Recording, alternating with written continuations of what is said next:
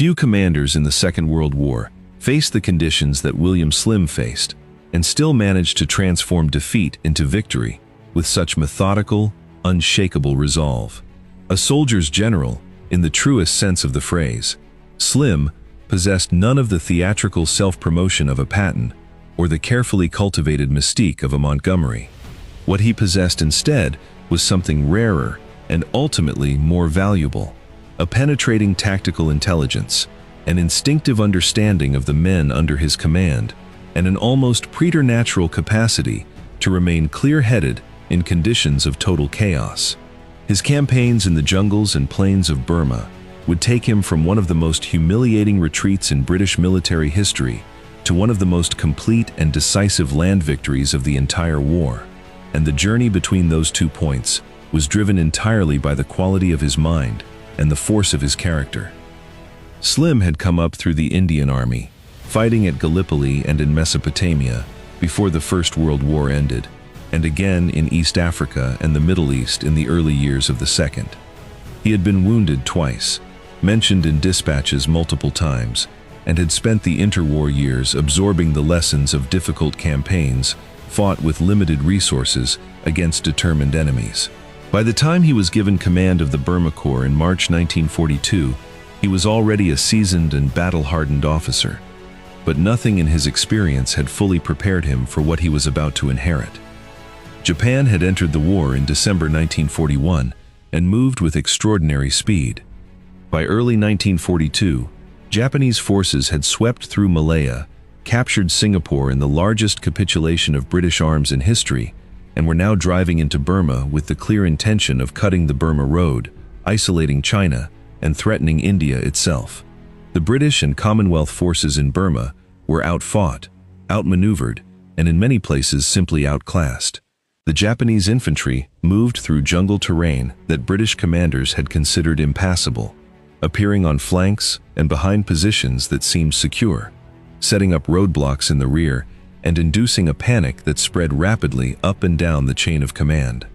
It was into this collapsing situation that Slim arrived, and the first demonstration of his exceptional quality as a commander came not in a moment of dramatic offensive action, but in the grinding, brutal, psychologically punishing business of conducting a fighting retreat over roughly 900 miles of jungle and mountain, through some of the most inhospitable terrain on Earth, while holding his army together as a coherent fighting force.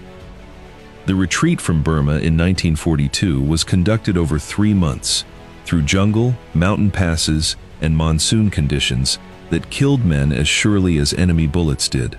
Dysentery, malaria, and exhaustion ravaged the columns. Supply lines barely existed.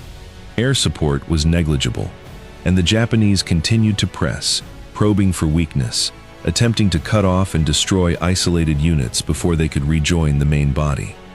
What Slim understood with absolute clarity, and what distinguished his management of the retreat from the disorganized flight that had characterized earlier phases of the Burma Campaign, was that the primary objective was not to hold ground, but to preserve the army as a fighting instrument. Every decision he made was filtered through that single guiding principle. When positions became untenable, he pulled back without hesitation, rather than expending men in hopeless defensive battles. When Japanese forces established roadblocks behind retreating columns, he organized aggressive local counterattacks to clear them, rather than allowing the threat of encirclement to spread panic through his units. He imposed discipline not through rigidity, but through clarity of purpose, making sure every officer and soldier understood what they were doing and why. He moved constantly among his men, appearing at the most difficult moments, projecting a calm and matter-of-fact confidence that proved more sustaining than any amount of inspirational rhetoric. He never promised what he could not deliver, and he never pretended the situation was other than it was. His men trusted him because he treated them as adults, capable of handling the truth, and in return, they gave him a loyalty that would hold the Burma Corps together through conditions that had shattered better-equipped forces entirely. When the last exhausted survivors crossed into India in May 1942, Slim had accomplished something easy to underestimate, precisely because it has the appearance of failure. He had brought his army out. Battered, depleted, and deeply shaken, but intact as an organization, with its command structure functioning, its unit cohesion largely preserved, and its commander already thinking about how to go back and fight. It was a foundation, and Slim, characteristically, immediately set about building on it. The months that followed were among the most important of Slim's career, though they involved no fighting at all. Given command of the newly formed 14th Army, he undertook a systematic rebuilding and retraining effort that addressed not just the tactical failures of the Burma Campaign, but their root causes. He identified with precision the specific advantages the Japanese had exploited: their ability to move through jungle terrain that British forces avoided, their use of infiltration and roadblocks to sow panic in rear areas, their willingness to press attacks regardless of their own exposed flanks, trusting that the appearance of enemy forces behind a position would cause it to crumble. And he set about eliminating each of these advantages one by one. Logistics were reformed from the ground up. Working closely with air commanders, Slim developed supply by airdrop on a scale not previously attempted in the theater, which would ultimately free his divisions from dependence on road-based supply lines and remove the vulnerability to Japanese interdiction that had proved so devastating. Alongside this, he pushed intensive jungle warfare training throughout the army, insisting that every unit become comfortable operating in the very terrain the Japanese had used to such effect. And he worked with equal persistence on the confidence of an army that had been badly shaken, making clear through word and deed that the Japanese were not superhuman, that their methods could be understood, and that when those methods were understood, they could be beaten. The proof came in the second episode that defined Slim's genius as a commander. In early 1944, Japan launched Operation Yugo, a major offensive aimed at driving into northeast India, capturing the supply hub at Imphal, and severing the road north toward Kohima and Dimapur. 3 full Japanese divisions were committed to a drive that their commanders expected would be decisive, grounded in the same assumption that had served them so well before, that British forces, when encircled, would collapse and withdraw. Slim had spent 2 years ensuring that assumption was no longer valid. When Japanese forces began their encircling movements in March 1944, cutting the road between Imphal and Kohima and isolating the Imphal plain, Slim did not order a retreat. He ordered his forces to stand, to be supplied by air, and to fight where they stood. The decision was one of the most consequential of the entire Burma campaign, and required extraordinary nerve. The Japanese had physically surrounded Imphal. Every instinct of conventional doctrine called for withdrawal before the ring closed completely. Slim refused. His confidence rested on preparation. He had pre-positioned sufficient supplies on the Imphal plain to sustain his garrison through a prolonged siege. He had arranged airlift capacity to maintain those supplies once the roads were cut.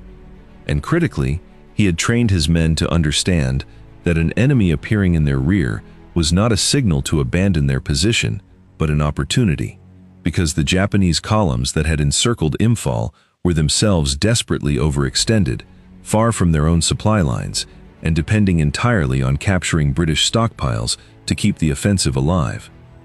For 3 months, the battles around Imphal and Kohima raged in some of the most ferocious fighting of the entire war.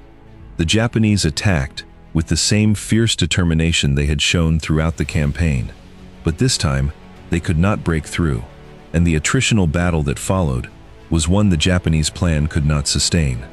By the time the siege was broken in late June 1944, the Japanese 15th Army had been reduced to a shattered remnant. The 3 divisions that had opened the offensive with such confidence, stripped of most of their men not only by combat, but by disease and starvation, as their supply lines gave out entirely. Imphal and Kohima was the largest land defeat Japan had suffered in the entire war to that point, and it had been achieved not through numerical superiority or material advantage, but through the patient, deliberate transformation of an army, rebuilt by its commander from a beaten force into one capable of absorbing blows that would have broken it 2 years before. But Slim was not a general who stopped at defense. The destruction of the Japanese 15th Army had created an opportunity of the first order. With Japanese strength in Burma shattered, and falling back toward the Irrawaddy River, Slim now had the chance to deliver the campaign's finishing blow. And the third and most brilliant achievement of his career was the manner in which he seized it. By late 1944, Japanese commanders in Burma were expecting a British offensive.